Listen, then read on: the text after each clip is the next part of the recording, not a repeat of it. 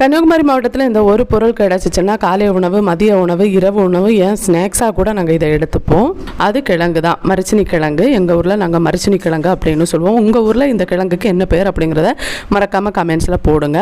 இதை நிறைய வெரைட்டியில் சமைக்கலாங்க. இதை வந்து நம்ம தாளித்து எடுத்துக்கலாம். அடுத்ததாக பார்த்திங்கன்னா இது வந்து மயக்கி எடுத்துக்கலாம், கூட்டு மாதிரி செஞ்சு சாப்பிட்லாம். அப்புறம் வந்து இதிலேயே பிரியாணி வைக்கலாம். ஸோ இந்த மாதிரி நிறைய வெரைட்டியில் சமைப்போம். அதில் ஒரு வெரைட்டி தான் இந்த தாளித்த கிழங்கு.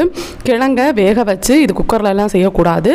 ஃபஸ்ட்டு கிழங்கை ஒரு தண்ணியில் வேக வச்சு அந்த தண்ணியை வடித்து எடுத்துகிட்டு அடுத்த தண்ணியில் வேக வைக்கிறப்போ கொஞ்சம் உப்பும் சேர்த்து வேக வச்சு அந்த தண்ணியையும் வடித்து எடுத்து, தண்ணி வடிஞ்சதுக்கப்புறமா ஒரு கடாய் அடுப்பில் வச்சுட்டு கடுகு, கருவேப்பிலை, அதில் வந்து வற்றல் மிளகு, காந்தாரி மிளகெல்லாம் இருக்குது அப்படின்னா நம்ம போடலாம். ரொம்ப நல்லாயிருக்கும். எல்லாம் போட்டுட்டு துருவி வச்சுருக்க தேங்காவும் சேர்த்து இதை வந்து நல்லா மிக்ஸ் பண்ணி எடுத்து வச்சு, இது கூட நான்வெஜ்ஜு இல்லை சின்ன உள்ளி, காந்தாரி மிளகு இதெல்லாம் வச்சு ஒரு சம்மந்தி ஒன்று செய்வோம். அதுவும் வச்சு சாப்பிட்டிங்கன்னா வேறு லெவலில் இருக்கும்.